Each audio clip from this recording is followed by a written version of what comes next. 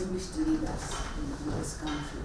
The people you see, so you're welcome, friends, and Agni is our administrator. His name is, that is Beatrice Namugwanya.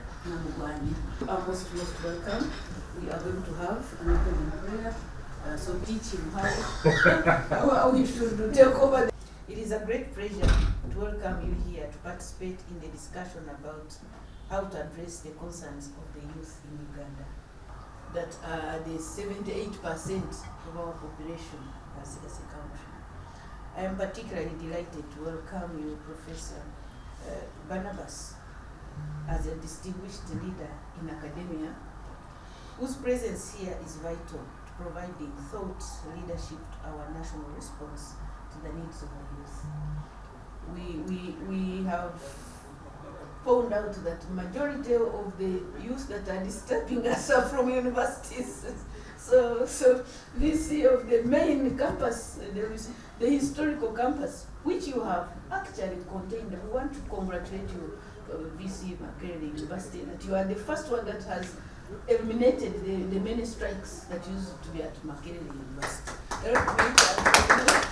Really thank God for you that Makerere, for the first time, I think these are about 5 or even more years not seeing the Makerere students right up to many hills of Kampala. Thank you very much for continuing that and maybe disciplining those young people that you are sending out to the field every year. According to the 2024 preliminary population census, youth between 18 to 30 years in Uganda constitute 22.7%, with the dependents comprising 44.4% in the country of 45.9 million.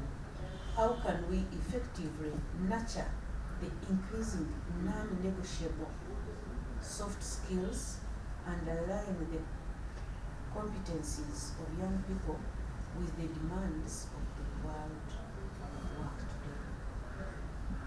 How can we effectively nurture the increasingly non-negotiable soft skills and align the competencies of young people with the demands of the world of work today?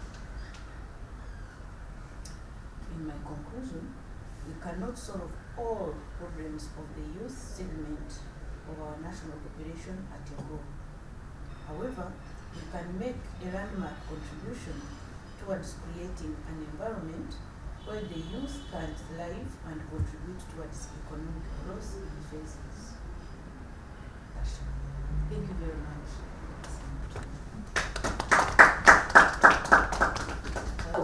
I think, well, I didn't go into the details on how they did it, but I would assume that if you come up with a national plan, you first of all say, what are those opportunities? If you're going to become for instance, you do engineering and you go through the university, you are not going to get a job unless you go for practical one. You must come out with an apron, with your tools. If you don't come out with that, what use are you going to do to society? We don't want an engineer who is going to come and read books to us. We want an engineer who is going to come with tools and an apron to do some work. 20% of the senior technical people in the whole bank governors and what have you went through the practical services because those are the ones that are going to be absorbed. That's what society needs. Why must you have a degree and be on the streets when in fact you can go through the technical course and be employed and serve society, look after yourself, and that's what it is. The objective in life is not to have a PhD, a university degree, and what have you. No, it's to be able to look after yourself, after your family, and make a contribution to society. And what can get you there is what we should aim at. That should be the objective. Chambogo University used to be a technical school, is it? What was it called? Chambogo Technical School. What was it called? We converted it into a university. Technical college. we converted it into university. Those days, all the products of Chambogo were absorbed by society, right? Today, the percentage I've talked about is what applies to the products of Chambogo now as a university. Was it the right transformation, or we actually veered off in the wrong direction? In fact, if you were to ask me, a number of universities which are now in play, I would convert them into technical institutions at high level, because you can get somebody going to a technical school, and even whether they come out with a diploma or you want to give whatever qualifications you want to make them at high level, so that when they come out, they are useful to society. What do we do about those? So to me, that's the way we should be going. We ask our National Council for Higher Education to carry out a market survey of society and find out what our society needs in order to guide our universities and institutions of higher education on what kind of curriculum they should be teaching our students. And then Professor Nawang was talking about institutions of government to try and regulate some of these people. And he mentioned something that you know about, that this could reside maybe in the office of the president to oversee some of these institutions. So these companies then establish industrial parks, which I know government I think has planned to establish industrial parks. Let them rent offices as small organized groups to produce some of these things. For instance, furniture, or take on jobs as electrical engineers, take on jobs and things like that, so that they are regulated for purposes of quality of the products they are producing. How can we use the knowledge economy to supplement all the other economies? So when I wrote this paper, I'm lucky I was transparent. I sent it to my boss. Yes, I sent it to him. I'm sure he read it. And we have submitted a manuscript. That's what we do in academia, to the Journal of Knowledge Economy. However, my friends picked it up and they said, let's convert this into a paper.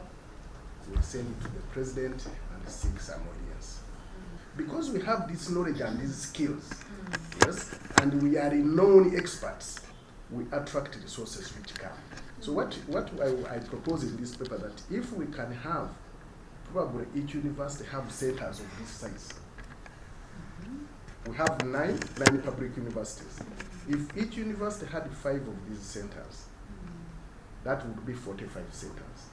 If each of those 5 centers was to contribute maybe just 1 billion to the national coffer through payee or through any other tax, that would be 45 billion. And you can keep multiplying and multiplying. So Kano, I want to stop there. But for me, my area is to see, as we grow the other economies, let's also concentrate on the knowledge economy. These professors who are in universities with 3 PhDs, we can convert them into some economy. Yes. Yes, they can contribute something. So kind of my last point was, like if you say in the Land Institute, we have 200 personnel. Universities. Yes. You don't have to start a new university. Just go to those ones which are there and let people see the value of the knowledge they have and see how they can use that knowledge to supplement what is happening. At least to start with all government universities. So that's what we are saying. Yes, we can train people with certificates. We can have all those. I like the idea of postgraduate certificate. They are 3 months. Someone who has a degree will pick anything. It's a very good idea. But we can also see how do we make sure that as people maybe use this, as people have crossed into academia, because it's difficult to bring us back, can we contribute from where we are? Thank you so much. Central Division has got about 3 or 4 billion. Central Division. And the percentage for the youth has only been taken by the youth leaders. Who are very those councillors and whatnot. They have taken all. They are not supposed to be the beneficiary. No. So then they are forced, and which is key, is the lack of feedback